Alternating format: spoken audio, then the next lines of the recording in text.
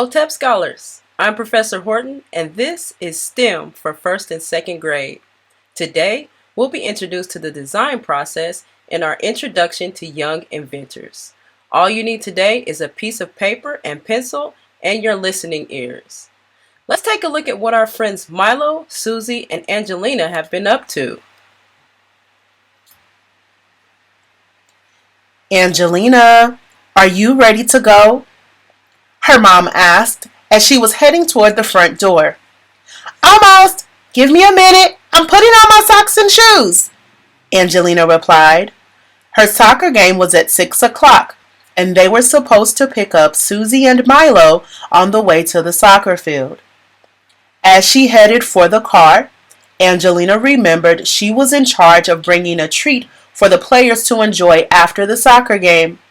She grabbed the package of ice pops, her favorite treat on a hot day, from the freezer and then ran to the car.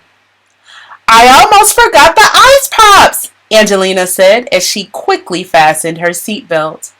Milo, Susie, and Angelina often rode to games and practices together. Not only were they in the same class at school and on the same soccer team, they were also best friends. Soon they arrived at Susie's house. She was waiting on the front porch as the car pulled into the driveway. Hi, Susie, Angelina called from the car. Are you ready to play soccer? I hope so because I can't wait. Yes, I'm ready. It sure is fun to be on a team with you and Milo and some of our other friends from school, Susie replied. Angelina's mom drove them to Milo's apartment. We'll run in and get him, Angelina told her mom as she and Susie got out of the car. As Milo walked back to the car with the girls, he said, I'm really excited about our first soccer game. Hey, Angelina, aren't you in charge of the treat after the game? It was at that moment that Angelina realized that when she grabbed the bag of ice pops, she forgot to get a cooler to keep them frozen. Oh no! Angelina cried. I brought the ice pops, but I didn't think about how to keep them frozen until the game. What am I going to do? They'll melt before the game is over. Susie answered, Well, Angelina, that is a problem. I wonder if we could use the engineering design process that Mr. Taylor is teaching us about to solve this problem. Maybe this is a great time to see if we can put those steps into practice, Milo chimed in. Good thinking, Angelina responded. We definitely have a problem to solve. How to keep ice pops frozen for an hour.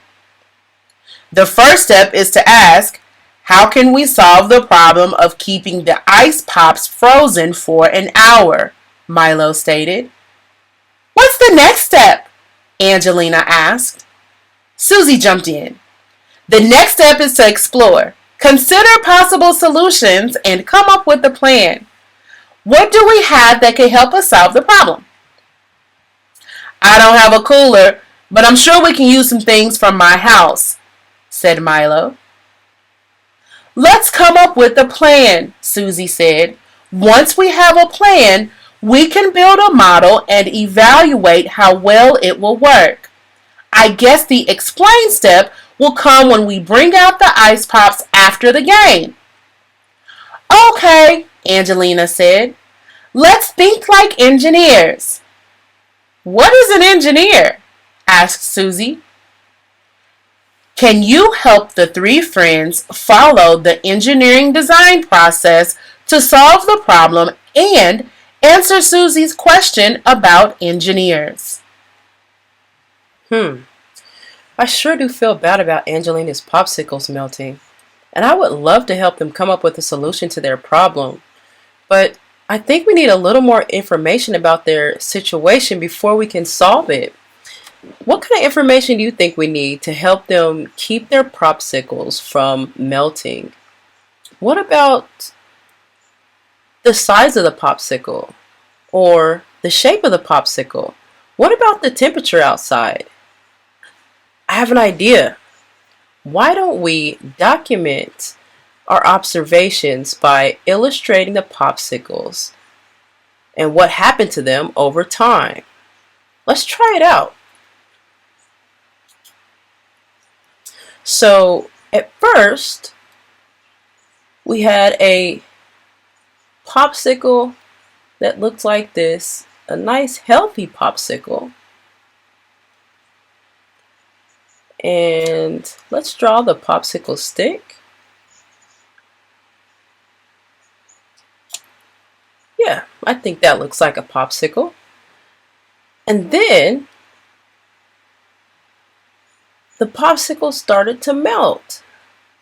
And it started to look like this a little.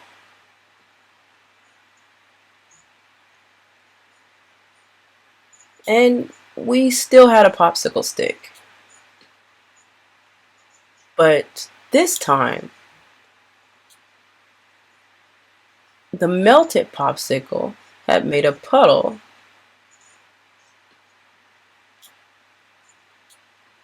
And we'll document this with some drips and drops of our melted popsicle. Finally, in the end, and I'll probably draw it up here, we had a puddle that looks like this.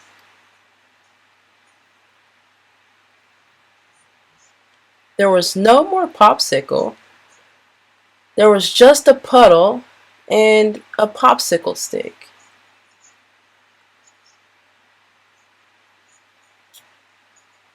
So, I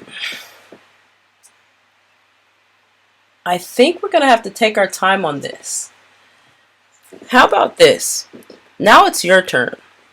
Use your launch log, which is your piece of paper and your pencil, to illustrate our observations of the popsicle as it melted over time. That's all for today, scholars. Next week, we'll take a closer look at each step of the design process and how we can use them to help Angelina, Milo, and Susie keep their popsicles from melting. See you next week.